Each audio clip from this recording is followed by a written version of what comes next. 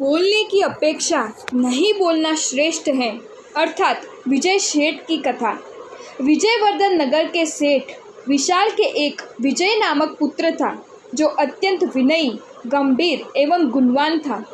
वयस्क होने पर वसंतपुर के सेठ सागर की पुत्री श्रीमती के साथ विजय का विवाह हुआ। श्रीमती के नाम के अनुरूप ही उसका सौंदर्य था, परंतु पति के अतिशय वियोग के कारण वह तनिक चरित्र भ्रष्ट हो गई थी। एक बार विजय अपनी पत्नी को लेने के लिए वसंतपुर आया। पिता के आग्रह से श्रीमती अपने पति विजय के साथ चली, परंतु उसका मन अपने मैके में रहने वाले उसके प्रेमी एक दास में था। तनिक दूर चलने पर मार्ग में एक कुआं आया। विजय जब उस कुएं में जल निकाल रहा था, तब पीछे से उसकी पत्नी श्रीमती ने उसे कुएं में ढकेल दिया। कुएं में गिरते ही विजय ने उसमें उगे एक वृक्ष की शाखा पकड़ ली। श्रीमती वहां से भागकर अपने पिता के घर आ गई और सिसक कर रोती हुई बोली, हाय मैं क्या करूं, मार्ग में हमें चोर मिले, उन्होंने मुझे पीटा और जब मेरे पति ने उन चोरों का सामना किया तो उसे भी उन्होंने पीटा और वे उसे कहीं लेकर चले गए। हाय अब मैं क्या करूं। माता पिता और सखियों ने उसे सांत्वना देकर शांत किया। समय व्यतीत होता रहा। कुएं में से विजय बल लगाकर धीरे धीरे ऊपर चढ़ता हुआ कुएं के बाहर आया और तत्पश्चात वह अपने नगर में आ गया। पिता ने पूछा, पुत्र अकेला क्यों आया, बहू क्यों नहीं आई? पुत्र ने उत्तर दिया, इस समय उसका स्वास्थ्य ठीक नहीं है, कुछ समय के पश्चात वह आएगी। समय व्यतीत हो गया, परंतु विजय अपनी पत्नी को लाने के लिए कुछ कहता नहीं, और यदि कोई कहता है तो वह उस पर तनिक भी ध्यान न देकर उसकी अवहेलना करता। कुछ समय के पश्चात माता पिता की मृत्यु हो गई। विजय घर का स्वामी बन गया। मित्रों ने प्रेरणा दी, भले आदमी, पत्नी के बिना तो कोई घर संसार चलता होगा। पत्नी के साथ मन मुटाव कितने समय तक, जा उसे ले आ। विजय ससुराल गया। सास ससुर ने उसका सत्कार किया और विजय को मार्ग में लूटे जाने की बात पूछी।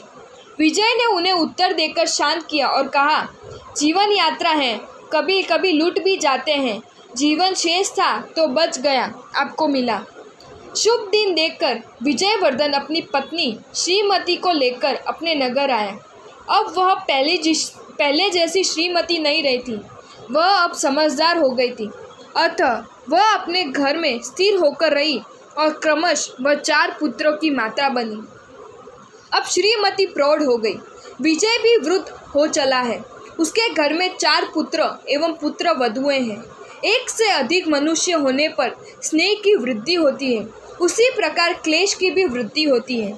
उस तरह श्रीमती का भी कभी कभी पुत्र वधुओं के साथ झगड़ा हो जाता।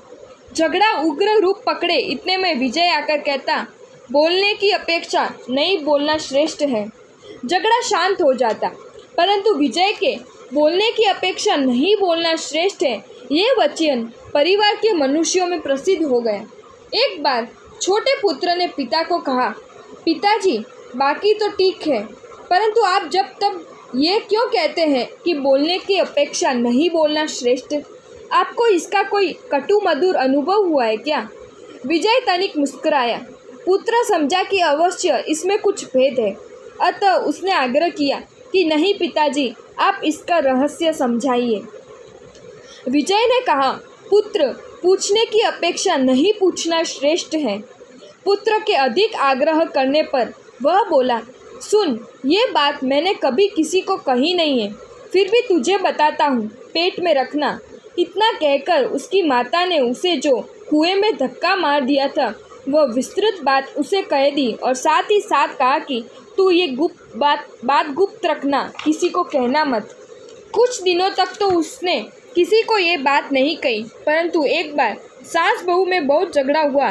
तब छोटे पुत्र ने अपनी पत्नी को कहा, क्यों लड़ती हो? पिताजी नित्य कहते हैं कि बोलने की अपेक्षा नहीं बोलना श्रेष्ठ, ये नहीं समझती? मेरी माता ने मेरे पिता को भी कहाँ छोड़ा, उसने भी उन्हें कुएं में धक्का मार दिया था। बहू ने इस बात की गांठ बांध ली और जब पुनः सास के साथ झगड़ा हुआ तब वह बोली, बैठो बैठो सास जी, तुम कैसी हो ये मेरे ससुर को ही पूछो ना। उनको बेचारे को भी कुएं में धक्का मार दिया था। वह तुम थी अथवा कोई अन्य। सास को झगड़े का दौर उतर गया। मैं क्या सुन रही हूँ, ये विचार करने पर उसकी आंखों के आगे अंधकार छा गया। उसे अनुभव हुआ कि अब मेरा इस घर में वर्चस्व नहीं रहेगा। ये पुत्र वधू भी जान गई है कि सास ऐसी है, फिर मेरा वर्चस्व कैसे रहेगा। तुरंत श्रीमती को चक्कर आया और तत्काल हृदय गति बंद होने से वहीं उसकी मृत्यु हो गई। विजय सेठ को जब ये ज्ञात हुआ तब उसे अपार पश्चाताप हुआ। वह बोला कि मैंने वर्षों तक गंभीरता रखी, एक शब्द भी नहीं बोला, और सबको बोलने की अपेक्षा न बोलना श्रेष्ठ का उपदेश डालने वाला मैं स्वयं ही छोटे पुत्र के आगे बोलकर मैंने अपना घर नष्ट किया। छोटे पुत्र को भी घोर पश्चाताप हुआ, परंतु अब क्या करता। श्रीमती के मृत्यु के उपरांत विजय सेठ को शांति नहीं मिली और उन्होंने दीक्षा अंगीकार कर ली, परंतु उनका उपदेश बोलने की अपेक्षा नहीं बोलना श्रेष्ठ तो सदा के लिए उनके घर में गूंजता रहा। अगर आपको ये वीडियो अच्छा लगा हो तो इस वीडियो को लाइक करें और मेरी channel Jain facts and stories को सब्सक्राइब करें। धन्यवाद।